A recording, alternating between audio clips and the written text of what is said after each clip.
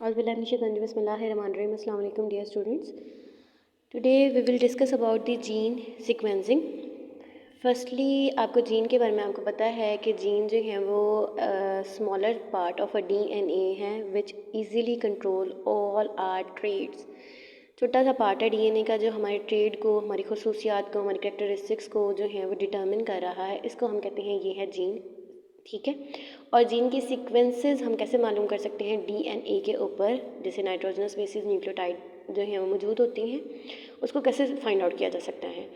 1970 के अंदर जो है सबसे पहले न्यूक्लियोटाइड सीक्वेंसेस जो है वो डिटर्मिन की गई थी, ठीक है। इसमें मेथड इन्होंने क्या अडॉप्ट किया था, मेथड इन्होंने क्या था, generation of the piece of DNA. Simple जो है डीएनए मॉलिक्यूल लेते हैं, उसके छोटे छोटे पीसेस कर लेते हैं। अब इस पीसेस करने के लिए दो मेथड इस्तेमाल किया जाता है जो मशहूर हैं। सबसे पहले है सेंजर्स मेथड। सेंजर्स मेथड में हम क्या करते हैं, dideoxyribonucleoside triphosphates लेके उनके जो हैं वो छोटे छोटे जो डीएनए मॉलिक्यूल जो हैं, जैसे उनके डीएनए में सीक्वेंस मौजूद होते हैं, इसी तरह से dideoxyribonucleoside triphosphate use करके छोटे छोटे जो हैं पार्ट्स बना के डीएनए के छोटे छोटे टेम्पलेट बना लिए जाते हैं। सेकंड जो है वो मैक्सम गिलबर्ट मेथड है। मैक्सम गिलबर्ट मेथड में डीएनए का थ्रेड लेते हैं और उसको साइजली कट कर देते हैं by the help of restriction endonuclease enzyme. एक ख़ास एंजाइम होता है जो कि ख़ास सीक्वेंस के ऊपर, और वो ख़ास सीक्वेंस 4 से 6 न्यूक्लियोटाइड का सीक्वेंस मिलता है। अगर उसको कहीं पे भी डीएनए का, जिसको पैलिंड्रोमिक सीक्वेंस कहते हैं, वहाँ पर ये रिस्ट्रिक्शन एंडोन्यूक्लियस एंजाइम डीएनए को काट के छोटे छोटे पीसेस बना देता है। अब हमने क्या किया है, हमने जो है डीएनए के छोटे छोटे पीसेस ले लिए। अब उस डीएनए के छोटे छोटे पीसेस को हमने जेल इलेक्ट्रोपोरोसिस मेथड से गुजारना है। इसमें हमने क्या करना होता है, कोई भी हम लोगों ने एक साइक्लर लेना होता है, थर्मोसाइक्लर। उसके अंदर हमने एगारोज जेल बिछा देनी होती है और उस एगारोज जेल को बिछाने के बाद उस थर्मोसाइक्लर के इर्द गिर्द इलेक्ट्रोड लगा दिए जाते हैं। इस एगारोज जेल के अंदर छोटे छोटे पोर्स बने होते हैं जिसके अंदर हम सेपरेटेड पीस ऑफ डीएनए उठा के रख देते हैं। जैसे ही हम कनेक्ट करते हैं, एक साइड पे सपोज करें नेगेटिव चार्ज हो गया, एक साइड पे हम लोगों ने इलेक्ट्रोड लगा दिया पॉजिटिव चार्ज का। जो भी हमारे पास यहाँ पे डीएनए होगा, जो स्मॉलर होंगे वो जल्दी से भाग के पॉजिटिव चार्जेस की तरफ आएंगे। इस तरह से सारे के सारे डीएनए के पीसेस सेपरेट हो जाते हैं।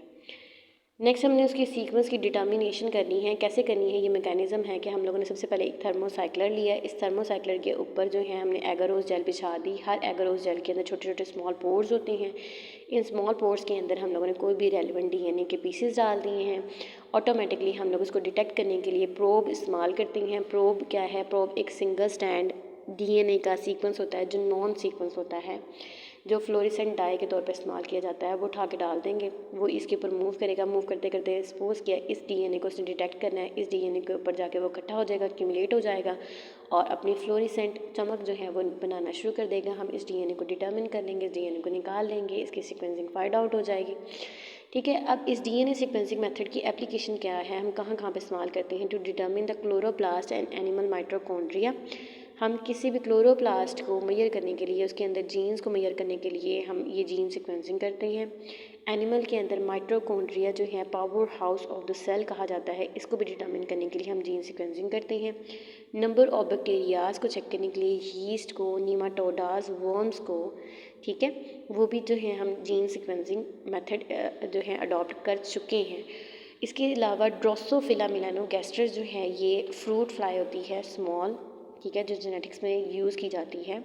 प्लांट जो है उसमें हम लोग अरेबिडोप्सिस थैलियाना जो है वो मोस्टली तौर पे हम एक्सपेरिमेंटल प्लांट के तौर पे इस्तेमाल करते हैं। इसकी भी जीन सीक्वेंसिंग कर ली गई है।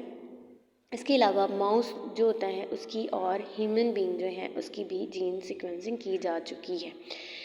इसके अलावा हम variety of pathogens are those chemicals और दोज जो हैं लिविंग ऑर्गेनिजम्स हो सकते हैं जो कि किसी भी इंडिविजुअल के अंदर डिजीज़ कॉजिंग करते हैं, जैसे बैक्टीरियाज, वायरसेस, ये सारे के सारे जो होते हैं ये पैथोजेंस कहलाते हैं।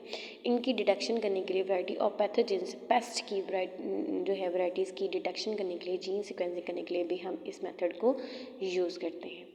इसके अलावा अगर आपको समझ ना आए तो आप ज़रूर मैसेज कीजिएगा। अपना ख्याल रखिएगा। अल्लाह हाफ़िज़।